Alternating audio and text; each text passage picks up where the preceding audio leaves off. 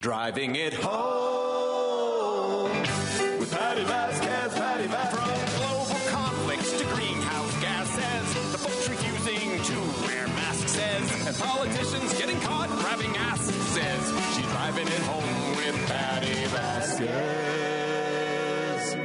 Thank you so much for joining us as we drive it home. I'm thrilled that you're here with us. Are you hydrating? I brought everyone little hydration packets. I brought Lady B one. I brought our guest co-host Carmen Navarro Gercone a hydration packet from Element. It's called the company's. They're not a sponsor. I might reach out to them and tell them that I keep singing their praises. When you have, it's like a non-alcoholic margarita in the morning because it comes in lime, raspberry, watermelon, and it's a little bit tart and a little bit salty. I'm excited to try it. I'll let you know. Yes. Yeah, I think the Sour Patch Kids. Exactly. And so I am hydrated. And by the way, I want to thank Source Solar. Very similar to Kirk Bangstead, who is a champion of so much of the work that we do. And of course, he is blazing a trail in Wisconsin, trying to make sure that we hold the progressive line in so many parts of their state, whether it's making public schools are funded, making sure that people have access to the vote, making sure that women have access to reproductive health. I love that Source Solar is such a leader in Illinois when it comes to making sure that people have access to green energy. So go to source.solar and find out about the work that they do. Schedule an appointment and get some solar panels on your house if that's something you've been looking into or you've thought about it. I know Mom and I are going to schedule an appointment as well. Have you ever thought, Carmen, about having solar panels? We actually had someone come by the house a few weeks ago and but cold selling was it sort of like? Well, no, because someone else in the neighborhood had gotten some. Okay, and so I said, what? I'm interested. Let me sit and talk. I have to tell you that my son and my husband were not happy that I invited them. Like they don't think it's necessary. They think it's a gimmick. Oh, then we need to get Peter over to your house. Let's get Source Solar over to your house and see if we can. He can help me convince them. Yeah. What? Okay. All right. Well, we'll have more conversations about that in the future. We're not gonna disparage anybody who isn't ready. We are gonna have on with us shortly representative from Texas. You guys, I have do you scroll at night, Carmen? And in the morning and in the middle of the night, yes. I scroll whenever my eyes open. Well, I think the worst is nighttime scrolling, right? Because you're supposed to shut your brain off because at any moment, something can set you off, right? Yeah. Something can make you angry. You can see puppies. Yeah. I love the videos of the cats terrorizing dogs. I have that happening in real life. So that's what you hear right now. Do you have cats and dogs at home? I have 2 cats and 2 dogs. And the problem is that one of my cats also thinks she's a dog. So it can get a little chaotic in the evening. So in these videos, it's always kind of like the cat walking around like a gangster. That's real life. How big is a dog? So there's 2 dogs. So Zoe is an English bulldog, and she's about 61 pounds. Okay, she's a pretty significant dog. Yeah, she's pretty good size. And then Viva is about 50 pounds. She's a Belgian Malinois. Mm-hmm. She's a little taller, but they're both afraid of Mrs. Felix. Okay. And I think rightly so. So one night when I was scrolling through my feed, while I maybe had some cats and dogs, I came across this video of a representative from Texas, and I sent it immediately to the station. I'm like, must have. We need more of this energy all over the place. So we are going to speak to Representative James Tellerico. And the only minority destroying America is the billionaires. Here in Texas, a group of billionaires are trying to privatize our public schools and sell them off brick by brick. Their private school voucher scam will use the tax dollars of plumbers and nurses to fund coupons for wealthy parents who are already sending their kids to private school. It's theft. It's fraud. It's corruption. These billionaires may have bought our governor, but they don't own this state. You know what? Without further ado, let's welcome Representative James Tellerico on. I know I got chills. Representative, you're on the air with me and guest co-host Carmen Navarro Gercone. I'm kind of going to geek out a little bit because I've been a fan of yours for about a year or so. How are you doing today, sir? I'm doing well. It's been a busy day here at the Texas Capitol, but I'm so thankful y'all had me on. And I'm so glad that you said I'm doing well, because I shouldn't even be asking. I mostly ask people if they're hydrating, because these are very stressful times. So I first want to introduce my audience to you. I want them to follow you on all the social media, because I think you bring so much hope and joy to people in the way you speak, and that you're cutting through the hypocrisy. So let's start with this. Where did you grow up, my friend? I grew up in Round Rock, Texas, which is just north of Austin, and I was born to a single mom who didn't get to go to college, but really because of the Texas public schools and Texas public school teachers, I got to go to the University of Texas and Harvard University, and so that's why I spend so much time trying to fight for our schools and fight for our students. And did you, at what point, because of your background, did you decide to become a teacher? Was that something that you'd kind of grown up knowing you wanted to share? Right. Yep. Yeah, it was right after I finished college. I knew what impact our public school teachers had on me, and so I wanted to kind of return the favor. So I signed up to be a public school teacher. I taught in San Antonio ISD on the west side of the city, which is a beautiful, historic Mexican-American neighborhood. It's also one of the poorest zip codes in the whole state of Texas. And so I kind of saw firsthand how unjust our education system is, and how many reforms we need to make to it to serve all kids. And that's what then led me to run for office. I was going to say, because it seems like you were sort of born with this drive, knowing how hard things. I'm a stand-up comic by trade, and people often say, comics have some sort of pain or trauma in their lives, and they don't want other people to feel that. It sounds like you come from that place of knowing how hard life can be, and you also have a vision for how to make it better for others. Is that really what drives you? Yeah, I think about my former students almost every day that I walk into this state capitol. They're oftentimes the last thing I think about when I leave at the end of the day. I use my students and their families as kind of the criteria by which I evaluate public policy. Will it make their lives better? Will it make their lives easier? Or will it make their lives harder? And that's kind of the simple test I use. Not whether something's a Democratic bill or a Republican bill, but will it help students like mine and students just like them all over the state. Now, I've talked extensively on this show about my complicated relationship with religion. I guess just a shorthand to fill you in case you're like, what? I was baptized Mormon. I was confirmed Lutheran and married in the Catholic Church. I am. Oh, wow. Yeah, that's what I say. That. When she says it, I sit back and I'm like, wait till you hear this. And my mom dabbled in Buddhism when I was little too. No myo krem yekyu. I love that. So I do too. And for me, though, I think part of it is having learned so many different perspectives as it comes to the teachings of Christ.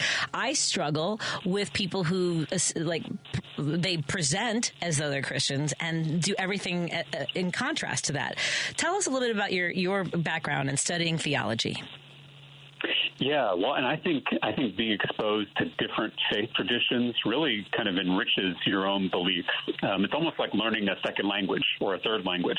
You really don't understand your language until you learn another one. And in my experience, that's how religion is. And we all benefit from learning from other people's traditions and the wisdom that's present in every tradition. So my granddad was a Baptist preacher in South Texas.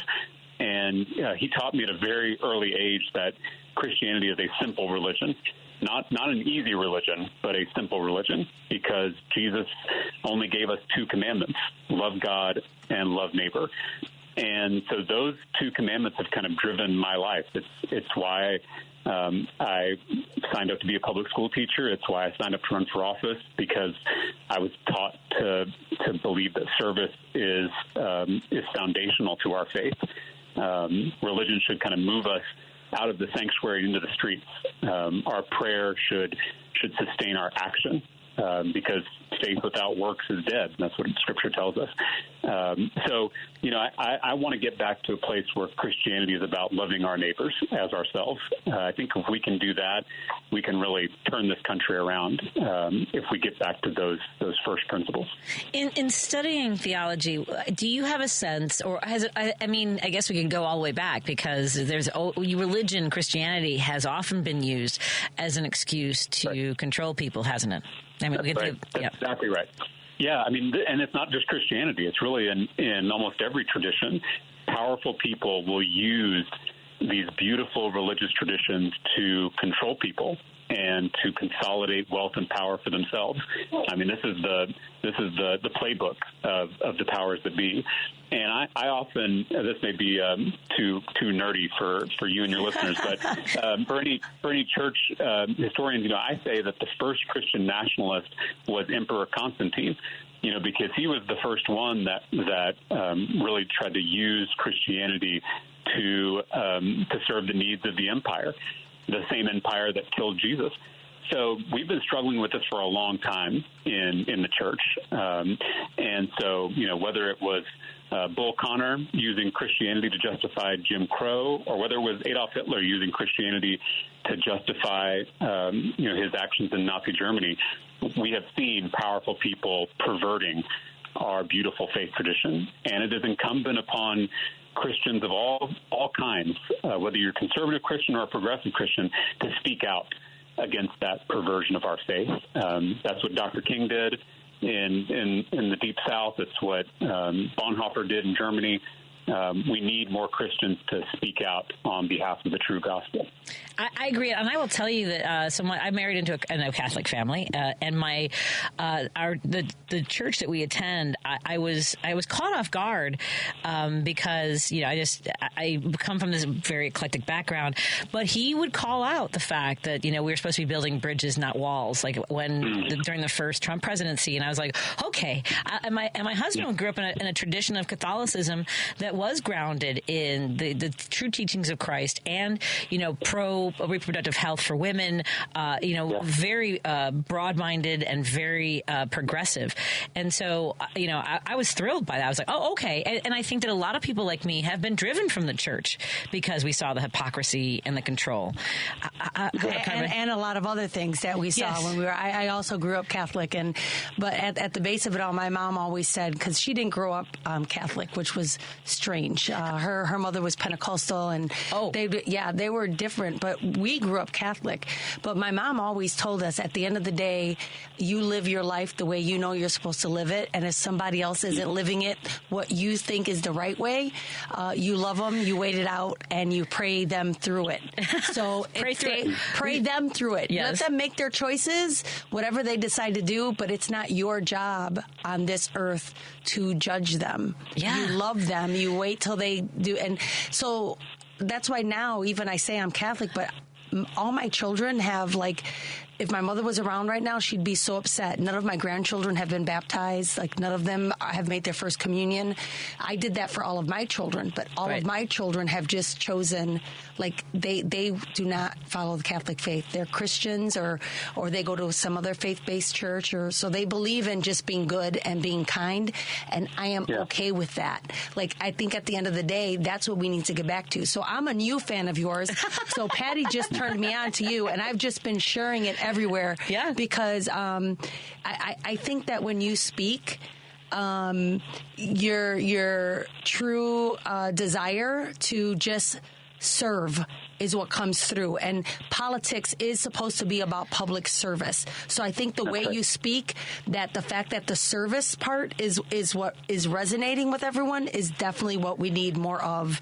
And I appreciate you and pray for you, because wholeheartedly we need more. Yes.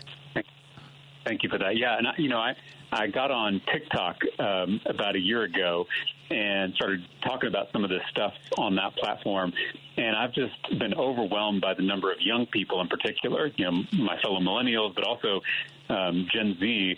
And they've sent me so many messages saying that they feel like they have been pushed away from religion. They've been pushed away from the church because of all the hate and the bullying and the division. And, so many of them say, I love Jesus, but I really don't like organized religion. And I tell them, well, Jesus didn't like organized religion either. So you're in good company. Jesus befriended immigrants and the poor and the outcasts. And the only people he condemned were religious people who used their religion to hurt others. And so if we want to be Christ-like, if we want to follow Jesus, And we've got to start calling out these religious authorities that are intent on bullying and harassing the least of these. And to that, I mean, because so many people use Christianity as a sword when it comes to legislating, tell us about your philosophy and how, what the relationship principles should inform policy decisions, if that's a driving Christian element to your worldview.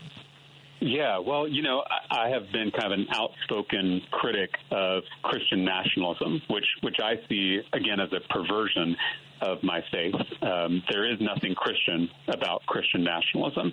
It is the worship of power, political power, social power, economic power in the name of Christ. And so, there have been bills here in the state capitol in Texas to force every teacher to display the Ten Commandments in their classroom.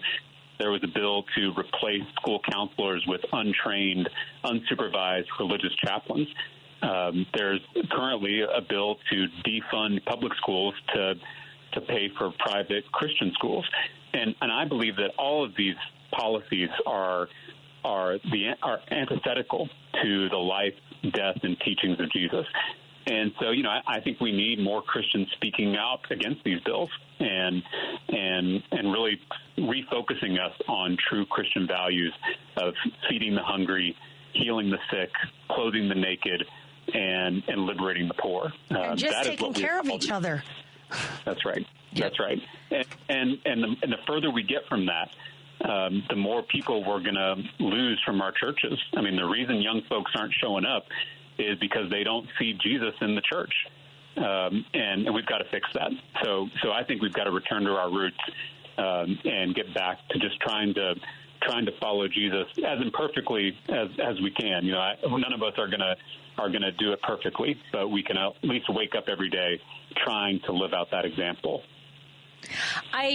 I love that young folks are finding you, and of course, this Gen Xer found you on TikTok, and I've shared you with folks in my circle, and I often talk about how much the conservative, the white Christian nationalists have really run the table when it comes to getting that message out for decades.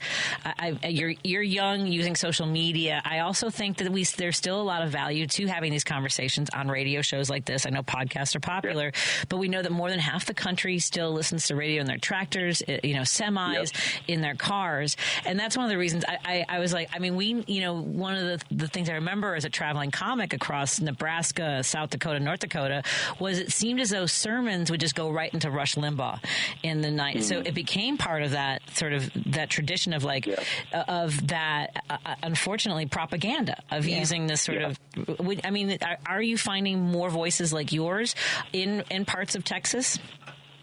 I am, and I'm seeing it from those very young people who have been pushed away from politics and from religion. They are starting to wake up and starting to reclaim some of this stuff. And I think it's so inspiring and so encouraging.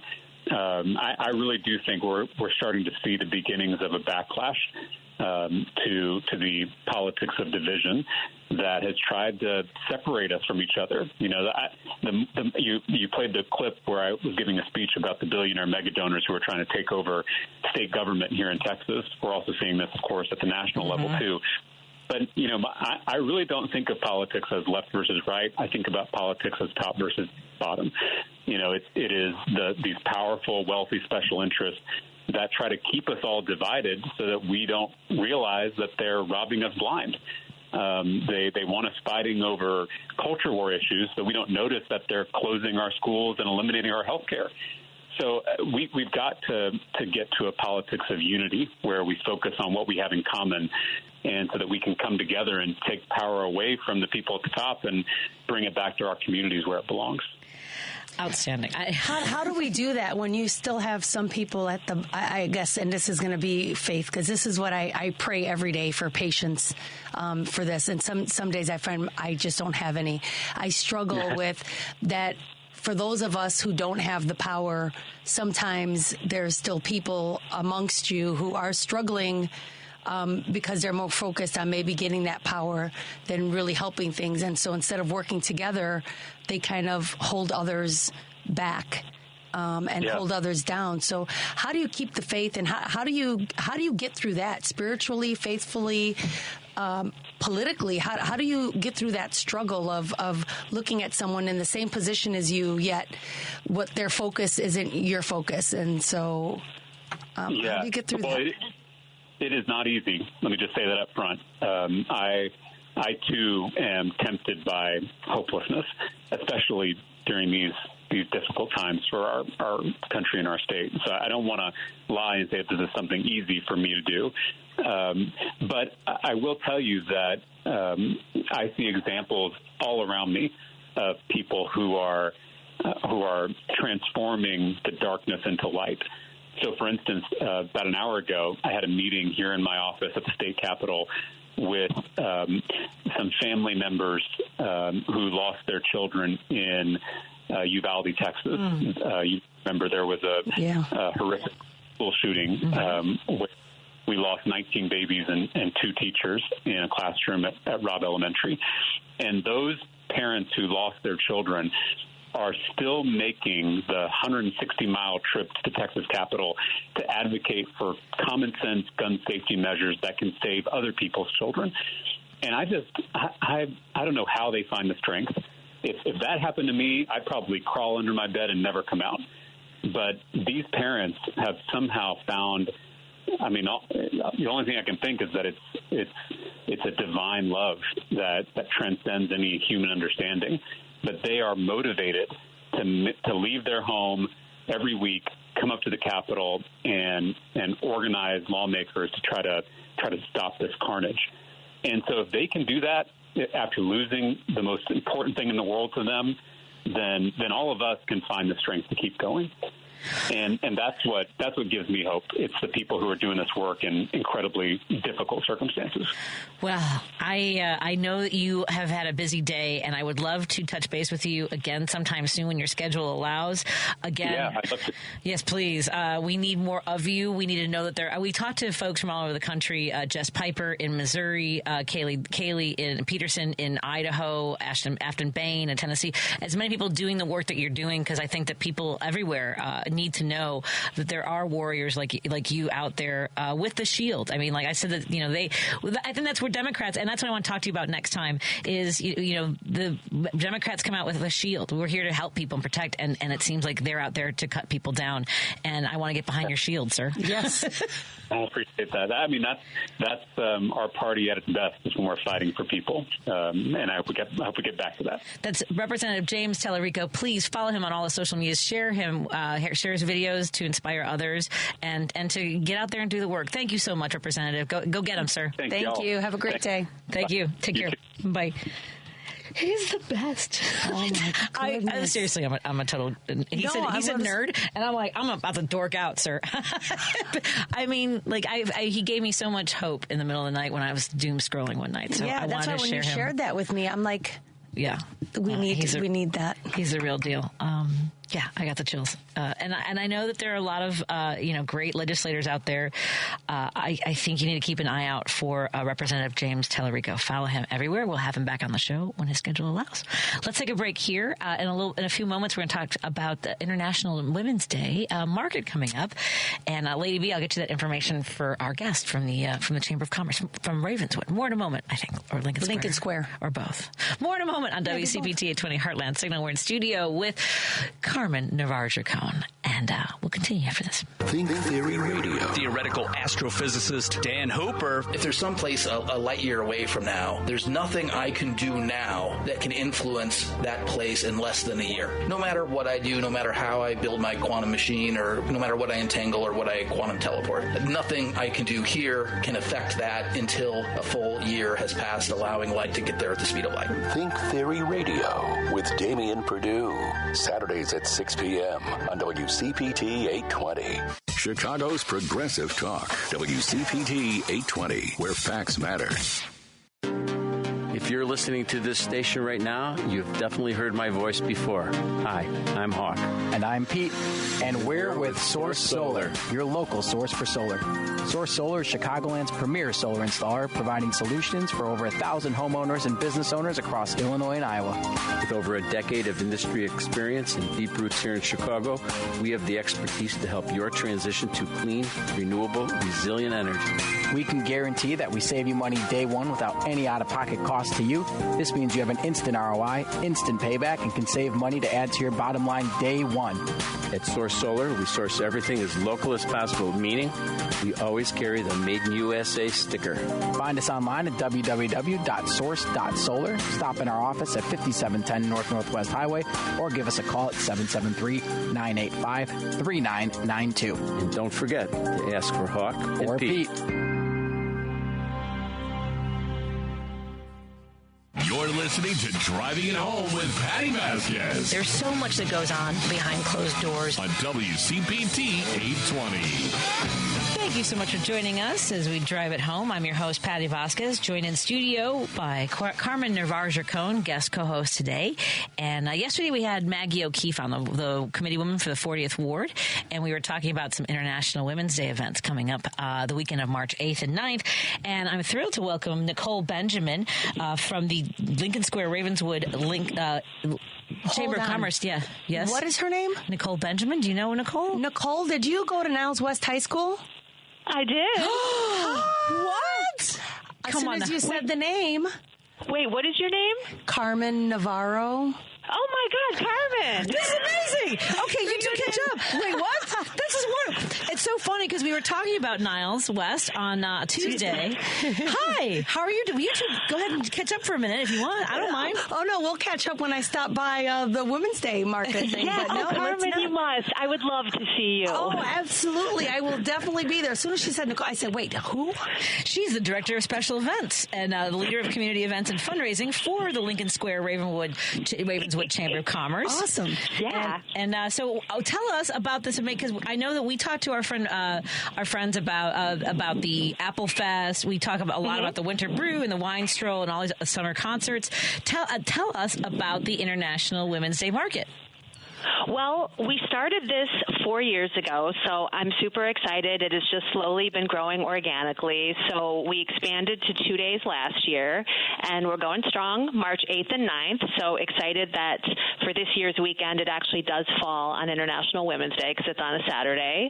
And we basically just want to promote, there are so many small businesses that are woman-owned and women-led that we wanted to shine a light on all of them in Lincoln Square and Ravenswood and around the Chicago area, because they put forth, so many unique, beautiful items that contribute to our local economy. And it's just a one-stop shop. And so many of them know each other. It's great for them to meet up with each other. Some of the businesses have had brick and mortars for years. Some of them only have online shops. So we've got, ready-to-eat food. We've got beverages. We've got jewelry, special services, doctors. Just a little bit of everything. And it's at Artifact Events in Ravenswood, which is a beautiful space to showcase them all. Was that where we went for that big event with the? Yes, it's this a massive space. It's huge. Yeah, different levels and bird cages for some reason. We don't know why. Exactly. Yes, the bird cages. Well, we know why, but this is so much fun. I love that space. Yes. And by the way, I'm a volunteer at the Jefferson Park Sunday Market, and we're huge fans of Hillary's Cookies, one of the vendors at this event. Yes. So Hillary's joining us. Sometimes it's tough for the brick and mortars to break away for the weekend, so I'm really excited. And she's bringing tons of her cookies, but she also does focaccias, and she's doing some nut butters and some scones. So, yeah, in addition to that, we're also going to have Cafe Tola joining us for the first time. That is a woman-owned business, and they're going to have a variety of empanadas and iced horchata lattes.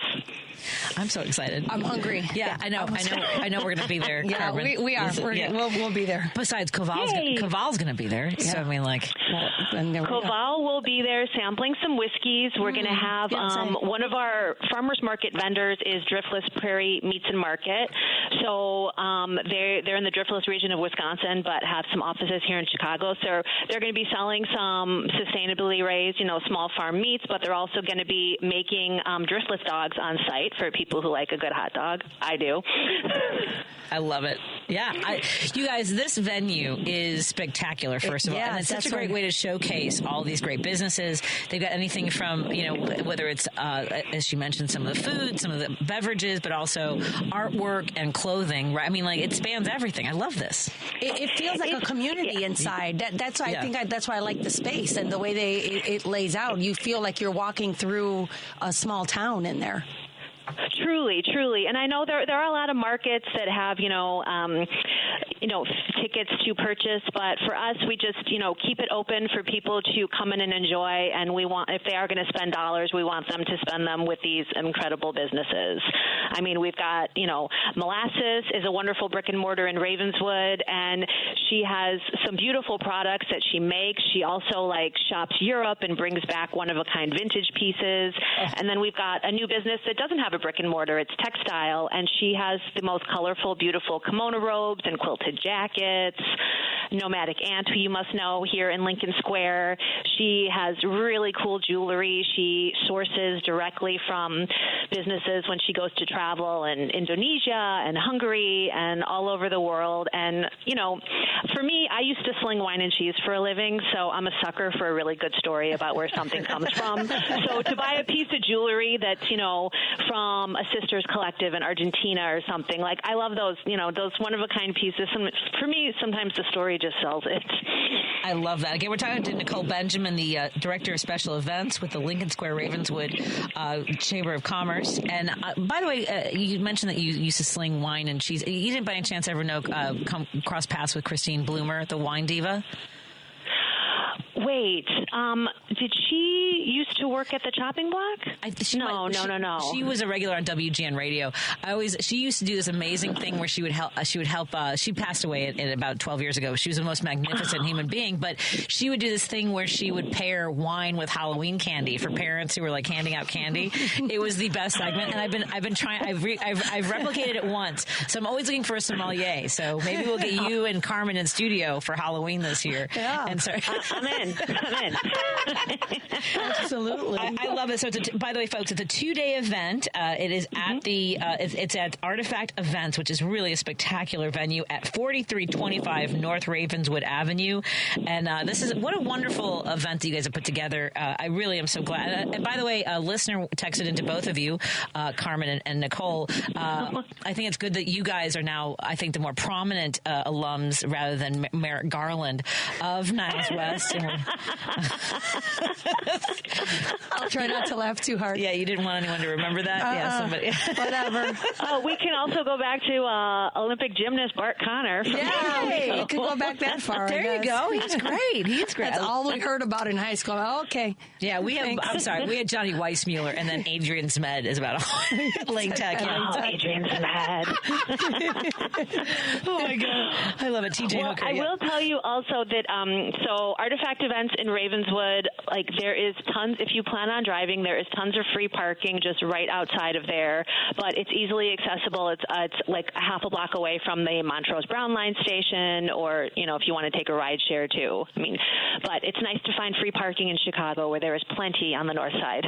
It is, and it's such a great, seriously, folks, all the vendors in this great space, Carmen and I will definitely be there. I don't know which day. Yeah. It's from 10 a.m. to 4 p.m. on March 8th and 9th. What's the best location for people to find out more information about the vendors, the location, and all those facts?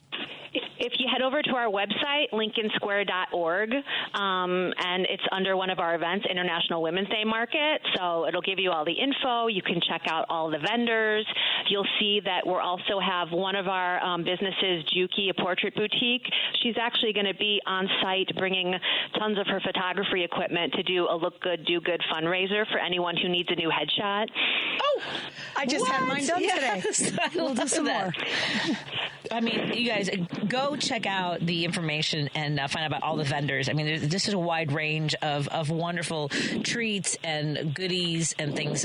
It's celebrating art. It's celebrating entrepreneurship. It's celebrating what women bring to our communities. And now I have to ask, speaking of women, what is your favorite memory, Nicole, of Carmen?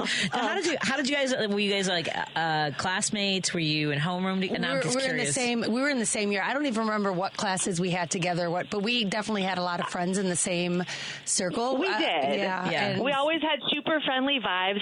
I mean, Carmen, I think you might agree our biggest connection was Julie. Yes. Julie Mizak. Yeah, yes, absolutely. Who I'm still close with, and I can't wait to tell her all about this. Tell her to come to the event. Well, she lives in Seattle. Did she tell you? I went to a conference in Seattle a few years back, and I actually reached out to her, and we actually got together while I was out there, because I'm like, I'm not going to be all the way out here and not see Julie. Nice. Oh, totally. Yeah. And she's the best. Yeah. I can't wait to see you next weekend. Yes, come hang out with Nicole Benjamin, Carmen Navarro Gercone, and me. We're going to be at this event. Thank you. One more time, the website for folks and social media handles for all the events. So our website, lincolnsquare.org, and you can find us at Instagram at LSRCC Chicago. Excellent. All right. We'll see you next week. Look forward to meeting you, too. I look forward to seeing you again, Nicole. Take care. Me, too. Great talking to you both. Thank you. Alrighty. Bye-bye. Have a good night, Nicole.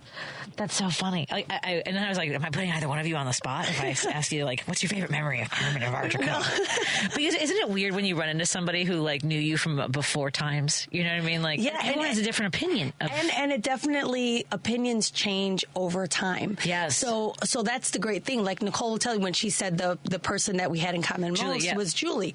And that's true. That's how you travel in the same circle. So you may not have shared classes. You may not have had a lot in common, but the interactions were positive enough that even as time goes by, you're like, oh, I remember you. Even if you didn't, like, we didn't go out to parties together. We didn't, like, like, it wasn't like that, but it was always friendly. And those are the memories. Like, that's what you want. You may not remember exactly what someone did or what they said or what you entered, but you definitely remember how people make you feel. Oh, and I always got positive vibes, and so that's why as soon as you said her name, I'm like, wait a minute, what is your name? And it's funny because there are people like I really have such fond memories of, and so when I run into have you gone to your high school reunions? Yes. I went to my 20 and my 30. I had my 30? Yeah, because they said the 35 last year. Holy cats. And what was wild was seeing people that I had fond memories of, avoiding people that I didn't have fond memories of, and who I had complicated relations. I know it's hard to believe that I might have complicated experiences from high school a little bit. Someday I got to tell you. Maybe on our shared ride over to our to the Market Day. Artifacts. Yeah. Artifacts. I love that place. But no, I loved the look on your face because it was pure joy of like, wait a minute, I know this person. Yeah. It's so exciting that we're going to get to connect you guys at this event. I love it. So we're going to do it. But yeah, I think that's important. At high school, I had a great time in high school. Like I said, when I first moved to Skokie, it was a little rough that first summer. Right.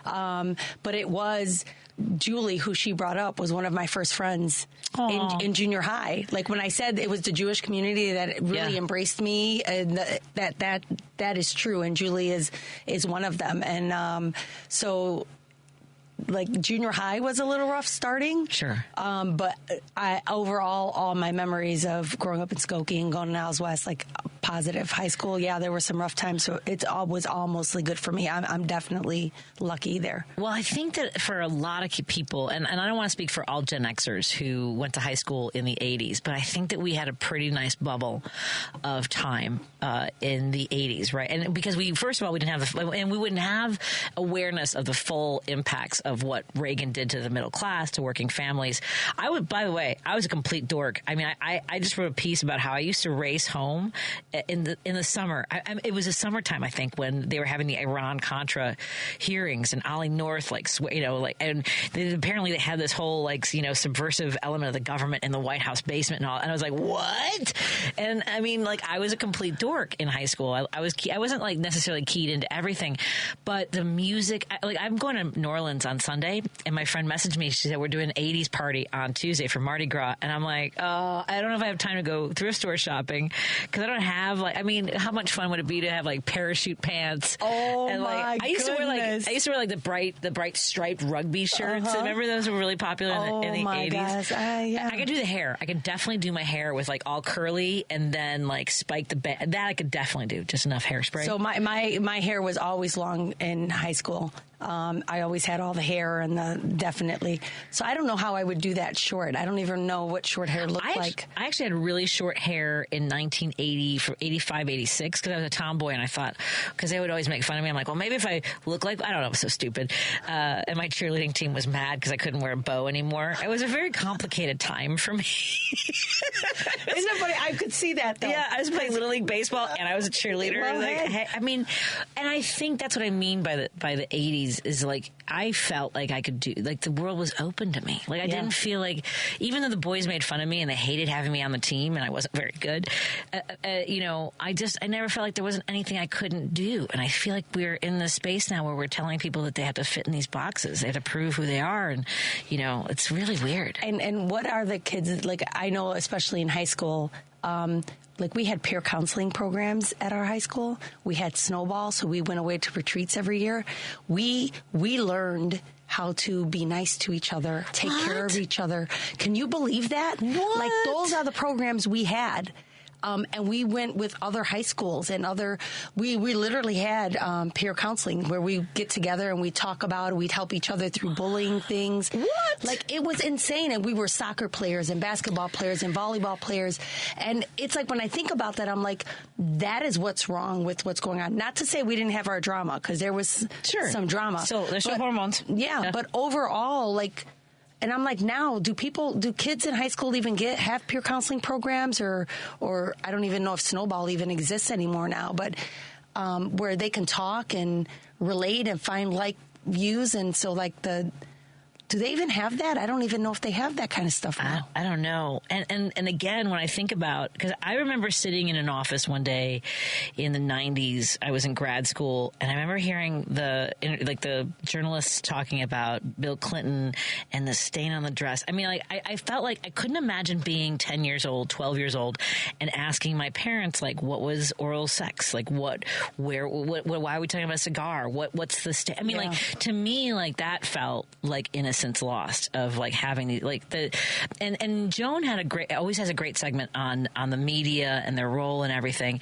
And there was this sort of idea that I guess, you know, reporters never would like expose that kind of stuff, you know, whether it was Roosevelt or Kennedy, like they all kind of knew that they were doing kind of shady sexual stuff, but that we didn't, but like all of a sudden it was so tawdry and icky. And I just remember thinking, I don't need to know this. And it got worse now. Yeah. And it's absolute. Oh my God! I mean, I would draw a straight line. I mean, everyone was so mad about a cigar and the dress, right? The Republicans pushed that, Ken Starr, all these people, and then all of a sudden it's like, it's locker room talk. Like what? Or anyway, to me that was I just remember doing some work and thinking, this is crazy town.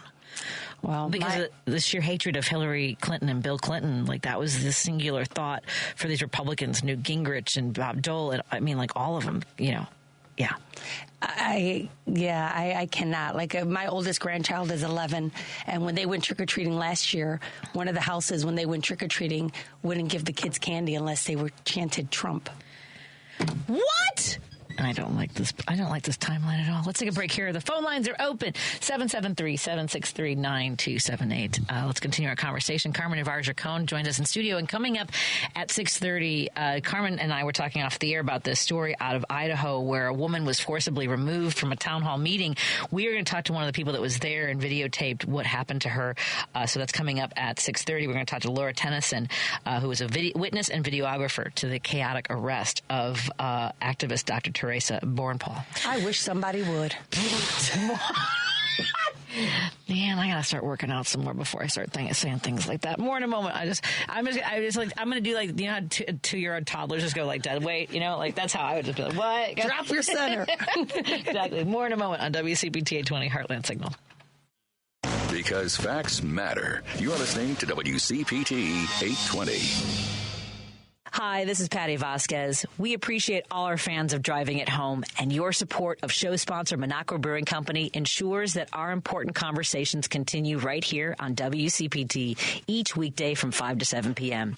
You can now find the Resistance IPA, Labor Lager, or the Resistance Pilsner beer at several Illinois locations, including Arminetti Wine and Spirits in Woodstock, Pineapple and Company in North Riverside, Lions Beverage Depot in Arlington Heights, and MP's Liquor, Wine, and Beer in North Aurora. For a full list of Chicagoland locations, please visit MinocquaBrewingCompany.com. As always, please vote and drink responsibly. Patti Vasquez is taking your calls now at 773-763-9278. Driving It Home with Patti Vasquez now on WCPT 820. Thank you for joining us for this drive home. I'm your host, Patti Vasquez. Thrilled to welcome Carmen Navarro Gercone, who's a former candidate for Cook County Sheriff. I feel like a connector here.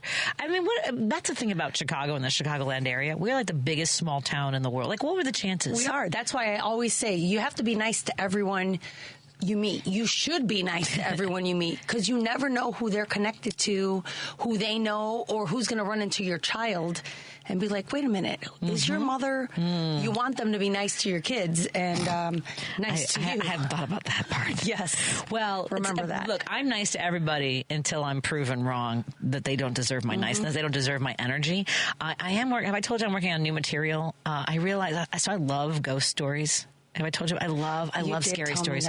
And I love them. And I realized one day part of me wants to be a ghost someday. I mean, like, not anytime soon, but I want to be a ghost, and not to like be someone who like shoves you down the stairs or writes like scary things on the walls. I want to get revenge on the people who have done me wrong. And it won't be anything like obvious. It'll be like your socks always feel just soggy, right? Like every time you try to go to bed, like you're trying to, just right when you're about to fall asleep, now you have to get up and pee. Or that's me. Blankets off your feet. So 1,000%. All the things. Like every time you try to send a text, it's like to send to your whole family like all kinds of cuss words. Because there's like Casper the Friendly Ghost. Yes. I want to be Patty the Petty Ghost. Oh, I like that. I like that. I'm just saying. Very good. I'm just saying I'm Patty the Petty Ghost. I like that. I like that. And here's the thing. If you go before I do, I'm still going to mess with you for eternity. Now you got me for like, do you think I'm ever going to stop? Yeah. Do you, I mean, like, have you met me? Have you met? No, we know you're not going to stop. No, I'm not going to. No. So can't stop. So just learn how to communicate. Yeah. That's what we tell people. Learn how to. There's time. You don't like my reaction? Maybe you should ought to consider the way you communicate your... Yeah, I got people in my own building. Not people I work with, but they're people I cross paths with. It's uncomfortable for them. I'm more than happy. I live in their discomfort. Are you kidding me? I soak it up. I draw my energy from their discomfort. Rent-free in your head. I ooze. Hi, you. Hey, how's it going? Hi, Treasure. Anyway, hey, Jim, how are you doing today? You're on with me and Carmen Navarro Gercone. Hi, Carmen. Hi, Patty. They had the news media was delighted today. They gave a podcaster, a mega podcaster, the black book on Jeffrey Epstein, and he had a gleeful look on his face. Can't wait to pull over, go through the period interest for the public, because that's all they seem to be interested in.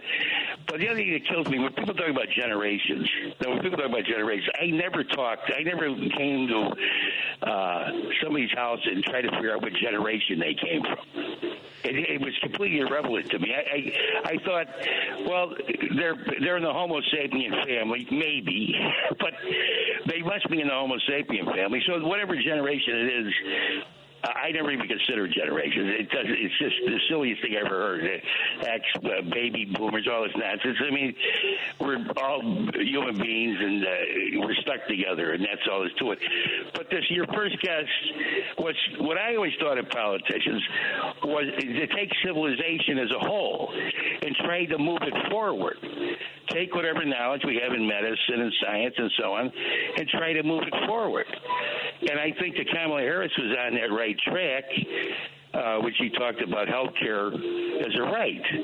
Because every human being must realize that medicine was created for the Homo sapien, for the human being. And everyone should share in it. Yep.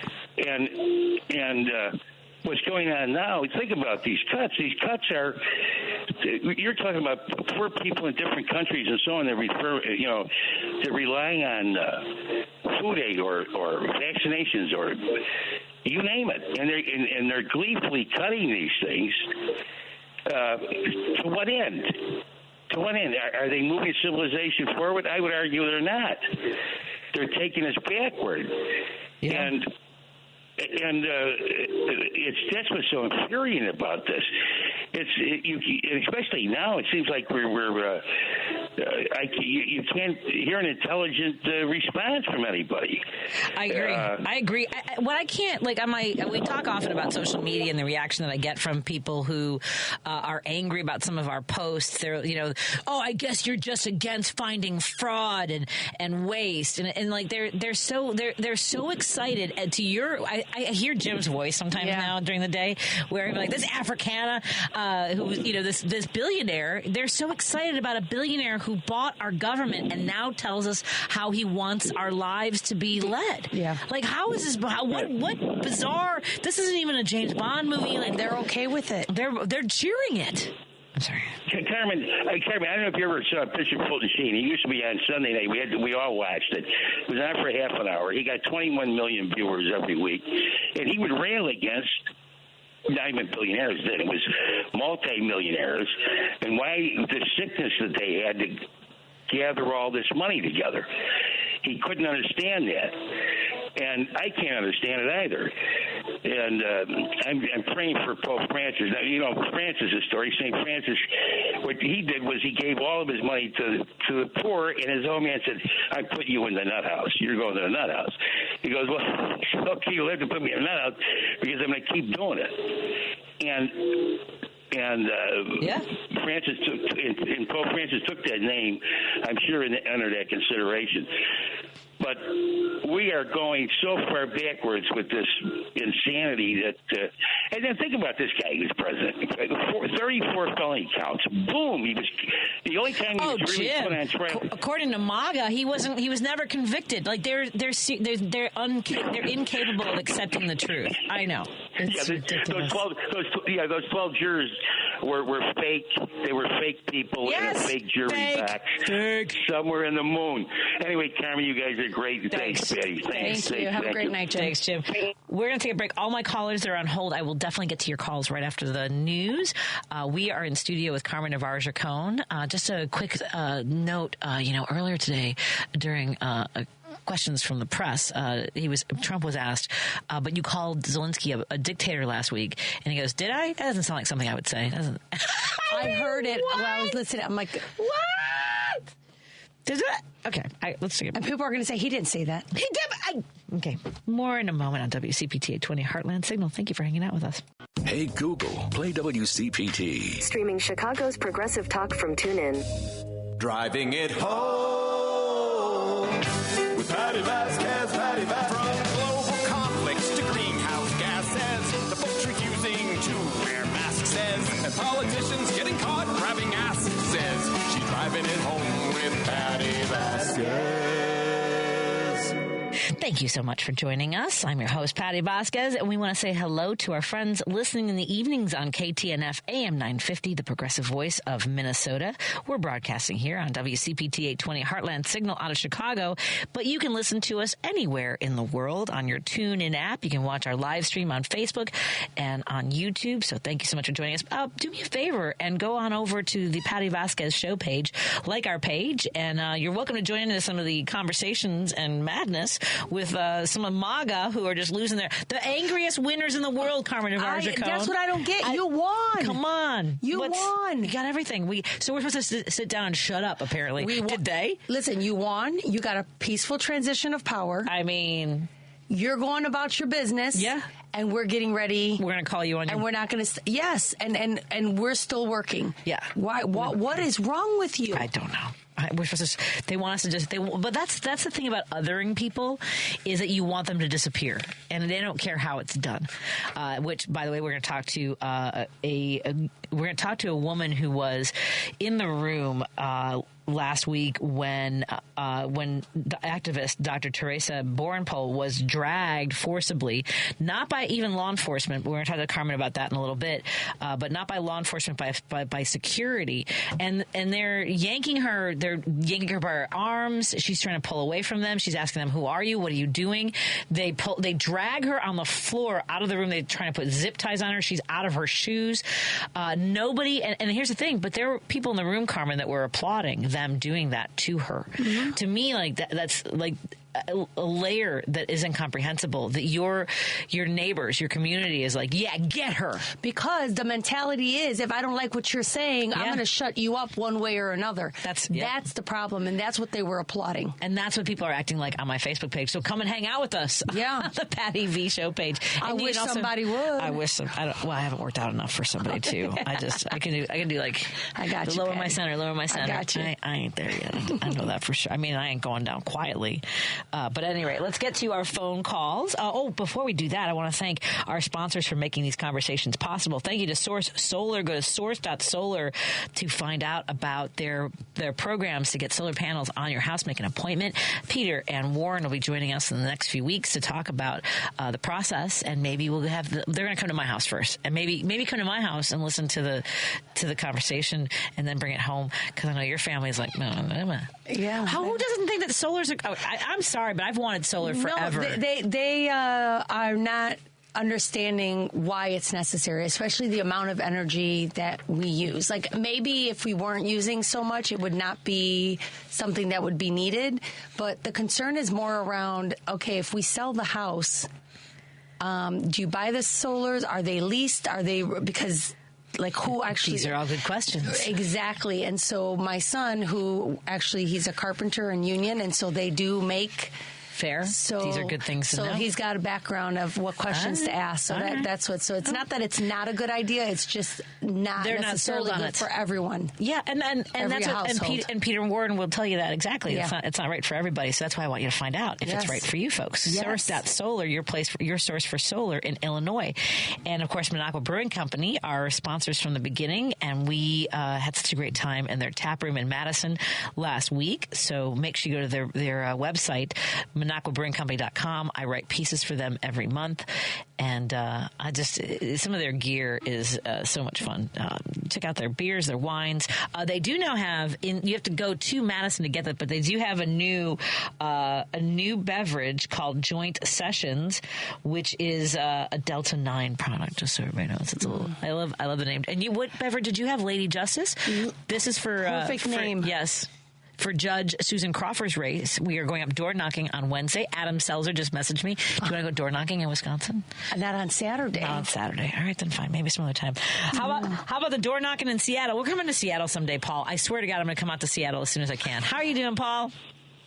Yeah, I know. And one of you was just there to visit your friend. Yeah, I was there. That's right, Julie. Yeah. I was there to visit my friend Julie. Mm-hmm. Yes, I had a Julie. What part of town does she live in? She had to come visit me because I was staying in Seattle. She lives right outside of Seattle. I forgot the name of the small town, but it's a small town right outside. Oh, okay. Well, anyway, I live on the east side anyway. But, you were talking about this incident in Coeur d'Alene, Idaho, where they zip-tied this woman. Coeur d'Alene is a beautiful area. Lake Coeur d'Alene is lovely. But what might shed some light on this is Coeur d'Alene is a big haven community for retired cops. They all, for some reason, they all go there. So they all think they have a right to zip tie you and do whatever they want to do to you because they're retired cops, So that's why the audience was, or the people were applauding, because that's what they think is. I mean, there's nobody who's thinks they're more entitled to wreak their power over you than retired cops, because not all of us, better. Paul. So if you're just saying something, and exercising your right to free speech, and it annoys them, well, they'll just zip tie you and drag you out. Wow. Yeah. So then the people working security there, or even the owners, the owner of the security company that was there, may also be retired cops. Is what I'm guessing then, because if that's an area, because we do have areas like that here. And there's areas in Florida like that, too, where all the retired cops go. And so that area is a little different than everything else around it.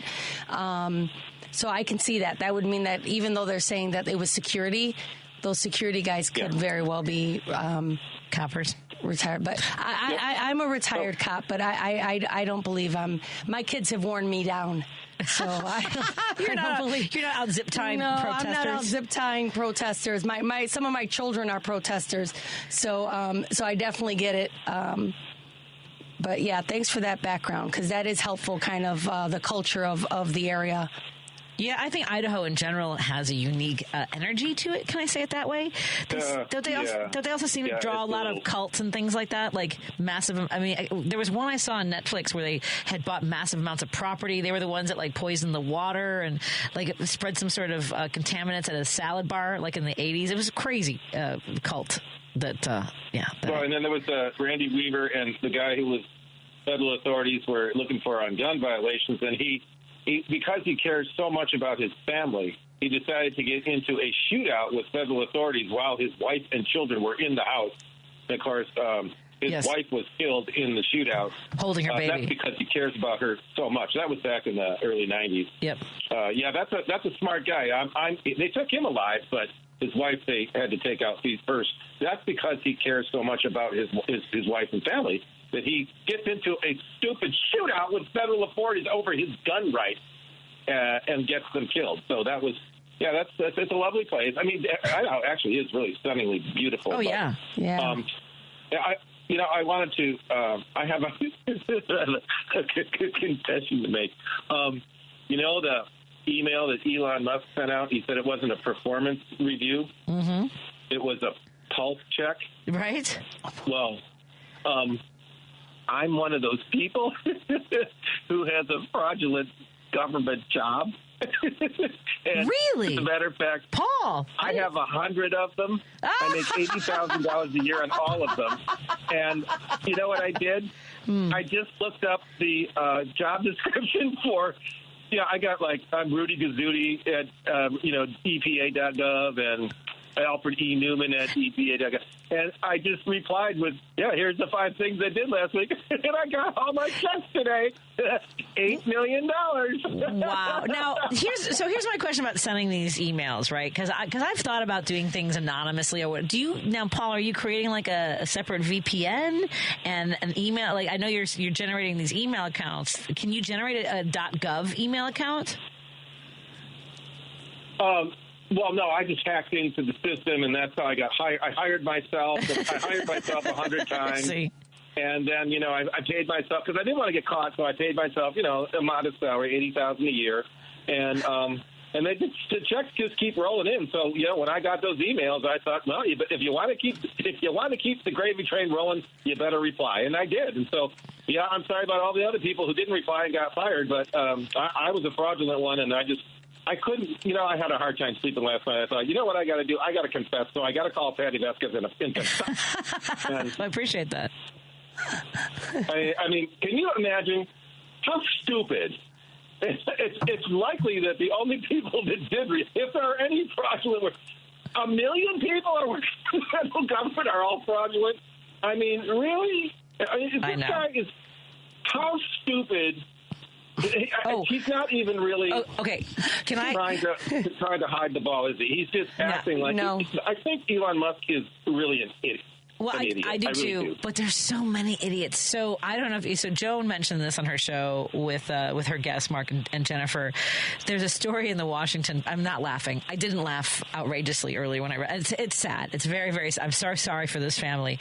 So this young woman who decided she knew that Trump was a liar and that he was convicted and knew he did all these horrible things, but he said that he was going to make sure that IVF was free and so she voted. She and her husband voted for him, and she works for the federal government, and she was fired. It's terrible. It's so bad. And IVF is not free. I'm sorry. I'm gonna pray for your soul. I'm gonna pray for your soul. I'm so sorry. It's such a close conversation with a leopard. What did his breath smell like when he got so... I'm sorry.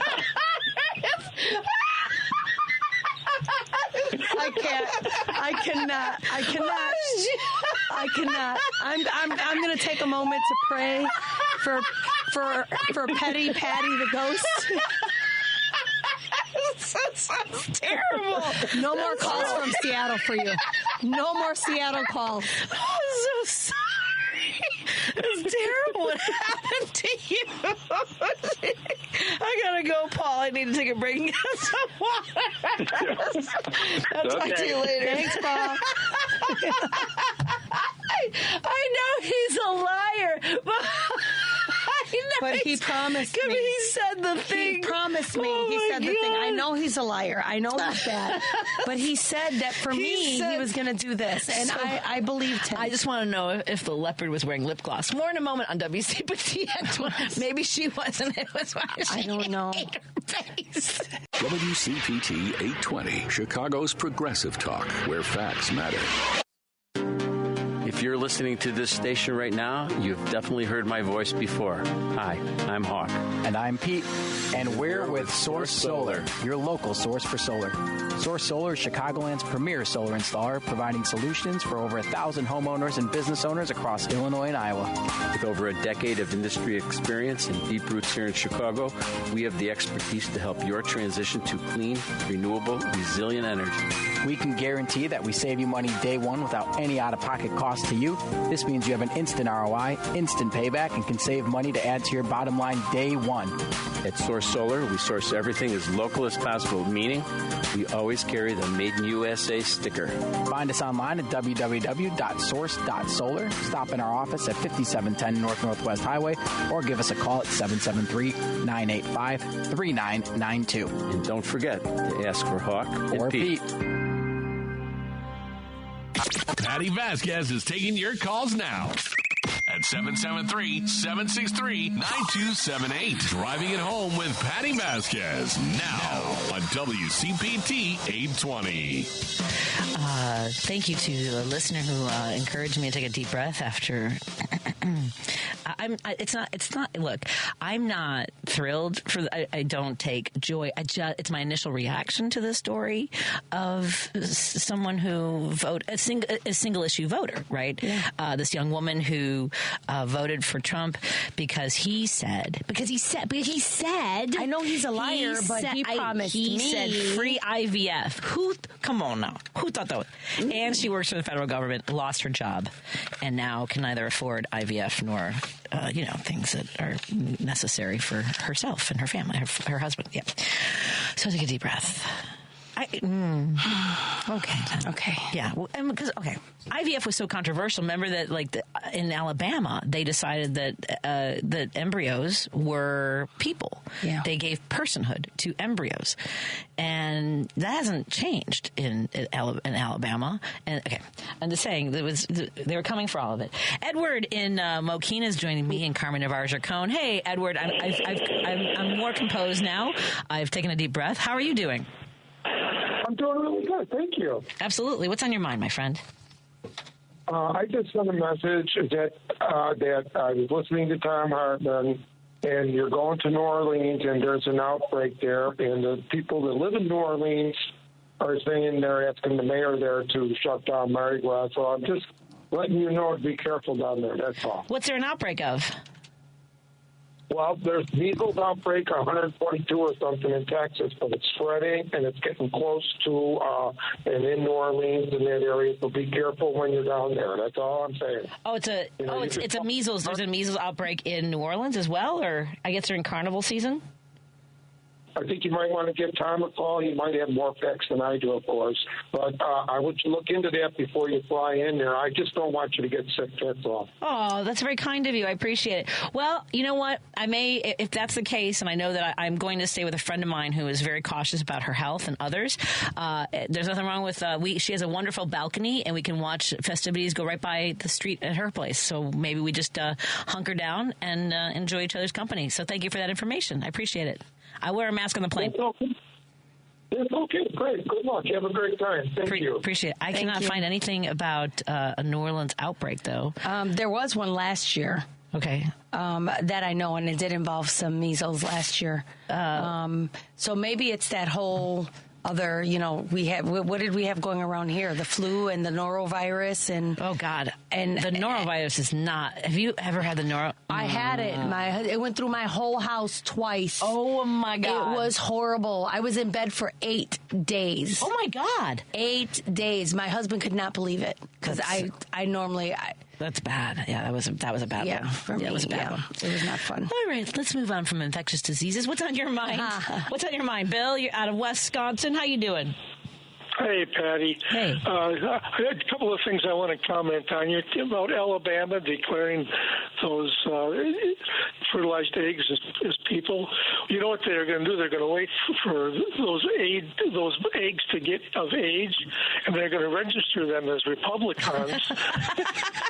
And have some good Republican chairman vote for them because obviously they won't be able to mark their ballots. Yep. Oh, my God. The other thing, I would like to see the hosts on WCPT start out with a quote from Martin Mueller. He was a U-boat commander in World War I for the Germans, and he was hauled off to a concentration camp, and his quote goes something like this. When they came for the communists, I wasn't a member of the Communist Party, right. So I didn't say anything. When they came for the union members, I wasn't a member of a union, so I didn't say anything. When they came for the gypsies, I wasn't a gypsy, so I didn't say anything. When they came for me, there wasn't anybody left to say anything. Right. And my point is that this idea of governing with a we and them philosophy, this is like a target with different circles on it. And the first group of them, once they get eliminated, they're going to have another group of them. And that's going to be the second ring, and so on and so forth. I appreciate your program. I love listening to all of your hosts on WCPM. And I got the biggest kick out of your chuckle because that's exactly the way I feel. I have disowned relatives and neighbors because they voted for the orange maniac. Yeah. Thanks for taking my call. Thank you, Bill. Appreciate it. Take Bye-bye. care. I just got a text from somebody saying thank you for the laughs. I needed that. I mean, like, it cleared it. That's what I said. Yes, it was cleansing. That was a full body laugh. That was a cleansing laugh. You can ask Steve. This is the second time today. Same story. I can't. Well, because it's funny. Okay. Yeah. And then she was brave enough to, and I know people are like, oh, we have to welcome them back. I'm gonna have a good laugh. I'm gonna have a good laugh. Yeah, it's I'm gonna have some rage too. A little bit. I wonder how many other liars she's fallen for and will fall for. I mean, just saying. I'm just saying. Maybe don't say more mean things. Hey, Dave in Hoffman Estates, are you hydrating? I'm well, thank you. I told you, I learned that one from somebody long before you came into the scene. Yep. And he was very good. Excellent. You were talking about this week or whatever that you were going to have the former chief of Aurora Police that was there that time when that Henry Platt shooting. She's you're talking about Kristen Zeman. She's retired chief from there. She's going to be at our Women of the Shield event on March 28th. She's our keynote speaker. Right. Yeah, she's our keynote speaker for our Women of the Shield. I'm sure she'd love to come and talk on here as well. Well, I was going to mention to you, Patty, and that on that shooting, we kind of got stories of 6 degrees separation on two people that were there. One was that Aurora police officer that got shot in the leg or the knee. Yeah. Well, his dad used to be with our group that hung out by the McDonald's. He since passed on. His father died in that, but And because of that shooting, he got medically retired, I believe, because I think I met him one time talking with him when he was at his dad's house, and he was saying something. I think that bullet is still in there, or at least a portion of that bullet is still in there. And the second one was the brother of my former boss. He was with the ATF. And they went to for that shooting range they had at the Aurora police station, I guess. They said it was one of the best around or whatever, and they were there, and they happened to hear on the radio that there's an active shooter, and they said, here in Aurora. And they went, they went there too. So I just kind of thought that's kind of strange to have, two people I kind of had been intertwined with in some way or another that had been involved over there. Yeah, and you know what? If more people stop to realize, and that's a shame, because as when people talk about firearms and what firearms, and people want to, I want to keep my guns because, guns are so important to people, they don't understand that even law enforcement is afraid of the kind of firepower that's out there, because they can't defend themselves, as you can see, let alone defend the community from that type of firepower. There is no reason people should have those firearms. Like there's no good reason for having them in this. There just isn't. Jesus told me I could have guns that shoot 75 rounds a second. No, no. And I just thought you may find that of interest. If you talk to the former chief, that should know who I'm talking about. I don't want to. Yeah, no, she's actually a very good friend. To me, she was a good friend, a good supporter, and she does a lot of good. But she spent a lot of time helping her officers even after that and through that, and she herself needed a lot of time to heal after that. I can imagine. Being a woman in law enforcement and then being the chief was very difficult to get her team through that. Yeah, because if I recall right, didn't about 5 or 6 people get killed in that or whatever? Yeah, a couple officers got wounded. It was a workplace situation where somebody had been let go. I think they had to drive the police vehicle to use it like a shield for them to get through finally. To get one of the other officers out, yeah. Mm-hmm. Yes. And real quick, so you get to others on talking about with the eggs and that, with the shortage on the eggs, don't they still use eggs in making vaccines? I'm not familiar with the chemicals involved. I know that they have, or that if you have an egg, I think if you have an egg sensitivity, you need to be aware of that. So my guess is they still do, but it won't matter because they have paused the research into developing the next flu season vaccination. So you're going to have a respiratory infection rather than having any concerns about it. I just need to remember some about it. That's why how expensive are the vaccines going to get? Yeah. Maybe that's why. I have no idea. I got to run. I've got a guest coming up. Dave, thank you so much. Thank you. Take care. Coming up after this, we are going to talk to someone who was in the room when security, and I don't know if I want to find out if law enforcement, I feel like one was law enforcement, but Laura Tennyson's going to join us to talk about her friend, Dr. Teresa Borenpol, who was physically, violently removed from a town hall meeting in Idaho. We'll take a break here and continue the conversation. Joining me in studio is Carmen Navarro Gercone. We'll talk more about women in the Shield. Women in the Shield? Women of the Shield. Women of the Shield. Get your prepositions right. I apologize. We'll talk more about that in just a little bit on WCPT 820 Heartland Signal and KTNF AM 950 Minneapolis, St. Paul. This is WCPT 820, where facts matter.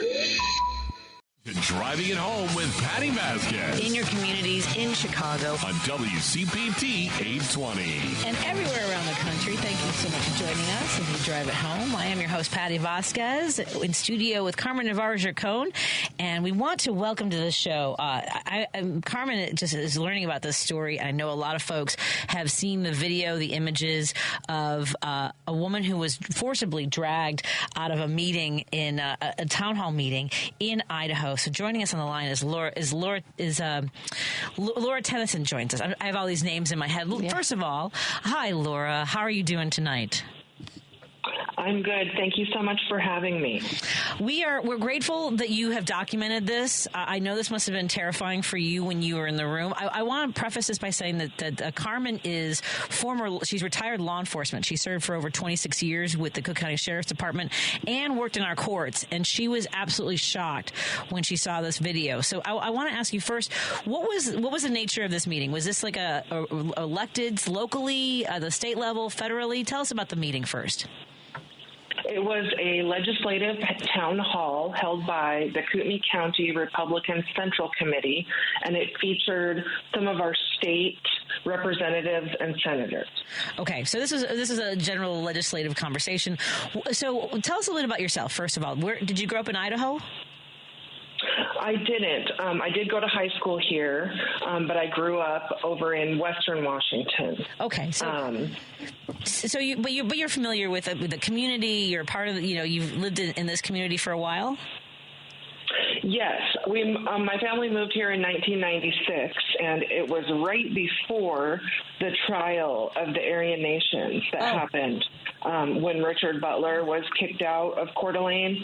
And I do remember all of that going on. I was very aware of what was happening and why it was happening, and it was a really scary time. So I have been in Idaho for quite a while. And the reason I ask is that we had a listener from Seattle call and tell us a little bit of I think everyone has sort of an idea. Like, I live next to Wisconsin. I don't necessarily know the ins and outs of so many of the communities that I visit and I love, but it's different when you live someplace. So have you been, tell us a little bit about your background. Are you a progressive politically, or was this something you just wanted to know about, or are you a Republican? And it doesn't even matter because you went to this meeting to find out what was going on in your community. I guess that's the best way to frame this. What were you thinking would happen at this meeting? I have been attending these meetings for about 6 years now, and so I expected to go. I expected to hear from our legislators. I expected to not be able to ask any questions.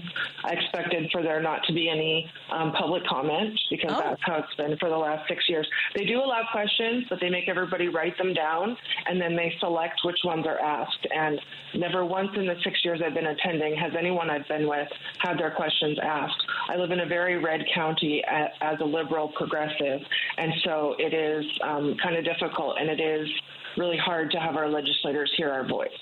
Oh, man. So, no, go ahead, Carmen. I know you're appalled. I know. I'm just, I don't even understand how that's okay. Part of the rules and things are when you have public comments, you sign up ahead of time and you're allowed to. So they don't even have to hold a meeting? Those rules don't apply to them? They just don't have public comment. As you entered, when you first arrived, they offer you a 3x5 index card sometimes not. And they say if you have a question, write it down on this card. And then, as I've been told, there are two women on the Central Committee who are in charge of choosing which questions get asked. And all I know is they never ask liberal questions. They never ask questions that challenge the legislators. But it's always questions to make them look favorable. And for all we know, they're writing their own questions to themselves. Sure, that should be very possible. I mean, that's what I mean. Whatever they really want to discuss and whatever drum they want to beat that evening, those are the questions they're going to write. I mean, that's how you do that. Now, have there been folks who have yelled out in meetings before? Yeah, we have. I mean, we've been heckling. I went with I love you. I love you so much. 6 friends. Right, go ahead. Thank you. So the last year or two, we've just really gotten frustrated with having no voice in our local political system. And so we've begun heckling. And we don't, hurl personal attacks or anything on the legislators. We say things that are true about what is being discussed at that moment. And so we had, between the 6 or 7 of us, we had yelled out probably 6 or 7 times in the first hour. And that was just prior to what you saw on video. Okay, so you guys had been heckling them, and yelling things. And when we say heckling, look, I've been a stand-up comic for a long time. I think, to me, heckling is interrupting a show. That's something it's disruptive. But when we're talking about a town hall meeting where for years your experience has been to be shut out, you're demanding to be heard. And I think that, to me, I know that you're calling it heckling, but to me, it's it's your right. And I I think we're all behind you on this and demanding your voices to be heard. Had there been other meetings where they've threatened to have you removed? There have been other meetings where they tell us to leave, and we actually have. Okay. Or where they've threatened to remove us and we've just left of our own volition. But this time we decided we're not leaving. It is our right to be here and to exercise our First Amendment right to free speech. And so we told them no. They actually, Teresa was not the first person they told to leave. It was one of my other friends, and she said no, and then they went after Teresa. Wow. See, I was shocked. I didn't hear about it till today. And when I saw the video, I'm like, that would not happen here. Like, we have people who speak, like, we have the luxury here of living in a blue city, blue county. Yep. So the arguments and the fighting still happen because there's certain beliefs people hold. And, there's always going to be disagreements. We have pretty contentious meetings. And even in our county board meetings where the sheriff sits as security for the meeting, right, to oversee, people get loud and disruptive and aren't quiet when they're told to be quiet, and if they speak beyond their 3 minutes, and they usually just wait till they get tired, or they'll call off the meeting and wait till it's done. But they will not have the sheriff put their hands on people and forcefully pull them out. Like, but that would not. And that's the part, right? Even the sheriff. So that's the problem. So was one of the guys that approached you was one law enforcement and the other two were like private security? We find out later because no one knew. Yes. So the sheriff is the one that first approached Teresa and first tried to pull her out of her seat, and she resisted his efforts. And so at that time, he called or beckoned for two men to come and assist him. At that time, we didn't know who those men were. What their authority was, we had no idea. For all we knew, they were attempting to abduct Teresa. We didn't know where she was going to be taken. It was terrifying and not something that I ever thought I'd witness in this country. And on top of that, I mean, basically, it seemed as though people in the meeting, I mean, people in the seats were cheering her being violently removed. There definitely were people cheering. There were a lot of people trying to help her. And actually, at least one of them was unlawfully detained. They put zip ties around his wrists and held him up against the wall. And I believe that was the security guards who did that. So there were people trying to help, but there were definitely people who were cheering. There were people, there was a man who blocked my friend's way as she tried to follow Teresa as she was being dragged by her hair out of the auditorium to make sure she was okay. And a man tried to completely block her way so that she could not assist her friend. It was appalling. Yeah, and I mean, like, who are the other people? Like, I mean, there is a way to help somebody that isn't just sitting. I mean, I get that people sometimes are frozen in the moment, right? And there's that sort of that standby. What is it called? There's something where you're incapacitated and in shock, and you don't help somebody. Oh, they just freeze. Yeah, the people say I forget the word. Bystander effect. Yeah, but still, I mean, they knew it was heated, and it's so horrifying. And let me ask, how is Teresa doing today? She's still recovering emotionally, mentally, physically. This is going to be a long road to recovery. That's not something that you can just recover from, by the next day. It's going to be a hard road for her, and she definitely wants to pursue justice for what happened to her. Yeah, because initially, Carmen, they charged Teresa, didn't they? They charged her with assault. They accused her of biting. And here's the thing for me. I mean, so what was so the prosecutor dropped the charges in that instance? Yes, they charged her. They gave her a citation for battery. She was not arrested. She was released on site. And it was a day or two later that the prosecutor's office dropped the charges and said that they declined to prosecute because it appeared that her constitutional rights were violated. Oh, thank God. I still, that's not gonna. So I guess when Patti was asking earlier about were there people who were just standing around who looked like they wanted to help, and I'm just picturing that the only ones who wanted to help were the people who came with her. That the vast majority of people in there, because somebody said earlier that there were people who were applauding that she was being taken out. Mm-hmm. Yeah, there were more than just our core group of friends who were trying to help. We knew quite a few people who were there, and they were all trying to assist. Right before it happened, Teresa turned to me and said, "Get this all on film." And so at that point, I decided that my prerogative was to film what's happening, let the other people try to assist, because I knew that if I didn't get it on film, that they wouldn't believe what happened, that we would not be in the situation that we're in today. I agree with I do think this is an element, and when we are in our darkest moments of what is consuming our country, what's going on in D.C., when we have these Doge bags gutting our entire system of how we support each other. It is you, you are the journalist now.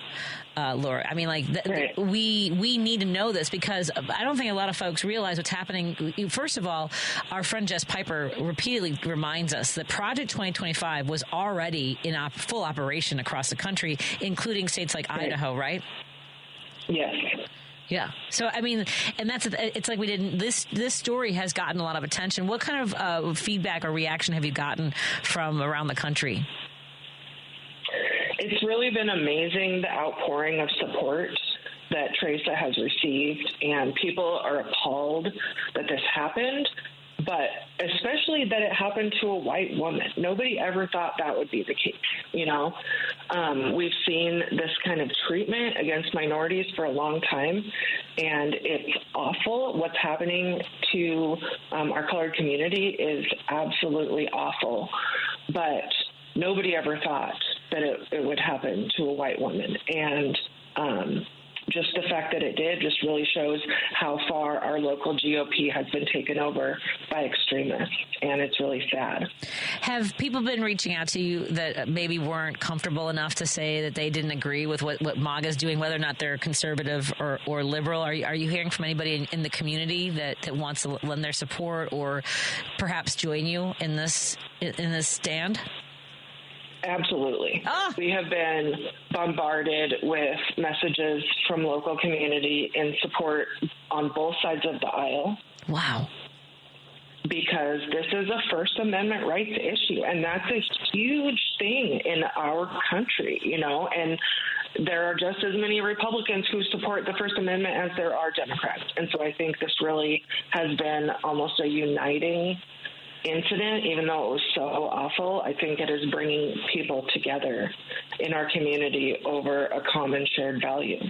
I really cannot thank you enough for making sure that people know what's happening. Because here's the thing, we don't know in other places. When you mentioned that, you don't know, she didn't know where they were going to take her in that moment of, is this it? Is this where it starts? Because look, I've heard some terrifying conversations over the last week and a half that when it happens, when the final blow to democracy happens, the people that will disappear are your journalists and your commentators and your critics of so I understand that moment of like, is this it? And without capturing it, who knows what might have happened? I mean, like, that's another thing. They knew that you had your camera on them. Who knows what else they might have? They were already basically ripping her clothes off. And yeah, I'm not surprised it happened to it. At the end of the day, the color of her skin doesn't matter. She's white. That doesn't matter. She's a woman. Like, they don't care. They want us all to shut up. I'd be more surprised if it had happened to a white man. The fact that it happened to a woman is not surprising to me at all, regardless of the color of her skin. If it had happened to a white man in that area with that and that kind of meeting and that kind of environment, I would have been more surprised. But they've been attacking women in general.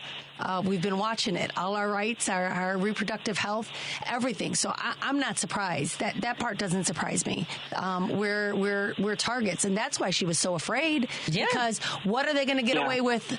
What are they going to go? They're going to drag me, and what are they going to get away with doing with me? Yes. That's a real that's power and control. That's what it's about. We saw the terror on her face. And I won't forget that. And we're just so thankful that she's okay. I am thankful for that she's okay. I'm grateful to you for standing on business, both of you, for videotaping this so that we might all see behind that. And now I understand that the security firm, I guess, that was hired to be at the event, they've lost their license. Is that right?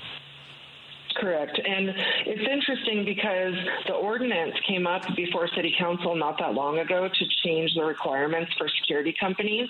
And the owner of Lear Asset Management went and testified against those changes. And it was those exact changes that they were not following when they were working at the event on Saturday. And their business license, I believe, was revoked on Monday. It didn't take long at all. Wow. Well, is there? Do you guys have an organization that you're affiliated with that we can direct people to so they can stay informed as to what's going on in your community? We are working on setting up a legal fund to help, not only Teresa, but other people who were impacted by this event and maybe who will be impacted by future events. But I would keep an eye on Pro Voice Idaho. Okay. Excellent. Because they will be putting out some event info pretty soon. Pro Voice Idaho? Excellent. Yes. Excellent. Oh, it was great to speak to you. Thank you so much for your time. Thank you for making sure that your friend was safe and the way that and bringing that story to life for people around the country. And I know it's scary, and I know that as you mentioned that it was a white woman is scary because imagine how people of color are like, if they'll do it to her, what are they going to do to me? So thank you so much for standing again in defense of the absolute terror, and I know that you've gone through for 6 years for showing up. Thank you for showing up under circumstances that many of us probably couldn't or wouldn't. It's the least I can do, and I'm not going to stop. I'm only going to be more serious about making my voice heard. Well, let us know anytime we can help. We would love to talk to you again, okay? Sounds good. Thank you so much for having me. Absolutely. Send Teresa our best and everyone that you work with. We're here. Thank you. All right. Thanks. Bye-bye. Bye-bye. I mean, you're right, Carmen. When we have the comfort of being in Chicago, and we know that people yell at city hall meetings, and we're like, oh, yeah, all right. Okay, they're popping off. They sit back, and they have regulars, that line up to, and every time they show up, they still allow them their public comments. Like everyone knows, and they still let them. Like I can't see that happening. That's But I wasn't surprised it happened to a woman. Yep. Let's take a quick break, and now we got a couple phone calls to get to before we end the show tonight. More in a moment on WCPT 820 Heartland Signal and KTNF AM 950 Minneapolis, St. Paul. We're in studio with Carmen Navarro Gercone, and I'm so glad you're here today. You're listening to WCPT 820 because facts matter. Patti Vasquez is taking your calls now at 773-763-9278. Driving it home with Patti Vasquez now on WCPT 820. Thank you so much for joining us. That was a great conversation with Laura, and man, I got a big mouth. Carmen, have you been dragged out?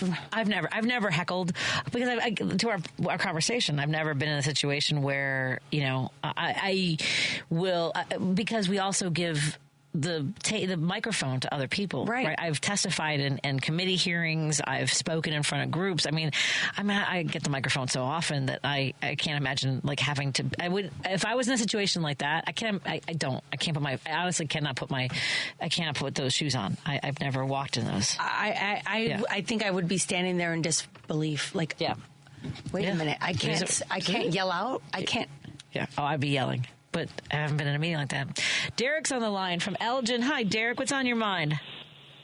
Hi, Patti. Hey. In your interview with your last guest, made reference to, or somebody made reference to, this has been going on for a long time. I want to bring awareness to you and your listeners.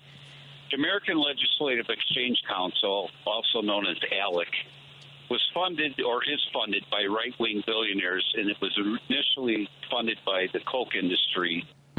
And what they did was recruit Republicans throughout our country in these red states, and the corporate world had their lawyers write model bills for them. Mm-hmm. So what we're seeing with Project 2025 today is just the absolute growth, if you want to call it that, of what they've been doing. So I'm asking everybody, go to Center for Media and Democracy. Okay. They are an organization out of Madison, Wisconsin, and you will learn everything that you need to know about ALEC. That is the Center for Media and Democracy. I believe it's. I appreciate it. Yeah. I've got the Facebook page out of Madison. Yes. Thank you for this. I appreciate that. To learn more. Okay, we should all be better informed. You guys have a good night. You too. Man, yeah, he's right about ALEC. I've heard of that before. I had not, yeah. Rachel's in Park Ridge. Hi, Rachel. Are you hydrating? Yes, I'm trying to. Exactly. The incident at that town hall, just utterly just disgusting. I don't know. Do we need to start having security go with citizens to protect them? Yeah. Right. Have some big black men would roll down with you. I don't care. Just some big muscle guys. Yeah. To put these guys in their place. But I was just saying that yes. I didn't hear it while you guys were talking about it, but yes, the security firm that hired these guys, they have now lost their license. So you got to hit them where it counts. Yep. And so we've gotten rid of that one. But when we go to vote again, and as we build our own Project 2026 or whatever you want to call it, let's stop putting labels on our agenda. As far as DEI or whatever, because whatever label we use, they're going to turn it and make it foul and make it ugly. But going forward, no matter who we have on the ticket, to run, they got to stand for the Constitution, and that's our message. We stand for lawfulness and the Constitution, and we're gonna improve the Constitution, or we're gonna build up, but we're gonna do it the right way through Congress. But these, they got to give us the majority. We need a supermajority to fix this stuff. Yeah, you're breaking stuff. She was pounding something. Yeah, Rachel's like breaking stuff. She's like banging on the table. Yes, and I'm with you. And that was why I knocked on doors so hard in Wisconsin, because I felt that energy, and I wanted it to be a thunderous victory. I honestly I thought I felt good about it. I wanted it to be undeniable. But now, I mean, like, absolutely, and that's what we have to keep doing. We have to keep showing up with that energy, make it undeniable. And all of these individual groups, whether it's they only care about immigration, or they only care about this or that, just, stop it. You're either going to sign on for the whole thing, meaning, the bigger picture. We need to, all of us, we need to look at the bigger picture. You want to keep going through this like this? Then keep that single-mindedness going. But if you want to, have peace in America again, then you're going to have to broaden your understanding of what is right to have. I don't agree with everything, but I'm going to stick with Democrats, and I'm going to, as long as we, have smart people at the top, and hey, maybe, Schumer and all of them, they got to take a seat. I'm with you on that. We need Rachel out there. Rachel, just telling them that, Rachel, I got to end the show. Thank you, my friend. It was great to hear from you. Thank you. We'll talk to you soon. Bless. Hydrate. God bless. Thank you so much, everybody. Thank you to Source Solar for making the show possible. Thank you to Carmen Navarro Gercone, the website for Women of the Shield. Yes, womenoftheshield.org. We have our brunch coming up on March 28th in the afternoon. We have retired Chief Kristen Zeman's going to be our keynote speaker. And just come out and support women in law enforcement and future women in law enforcement. You can also find a link to donate on that same website page. Excellent. And Randy Rhodes is up next. Valerie McMcNeil. Love you, Lady B. We'll see you all tomorrow.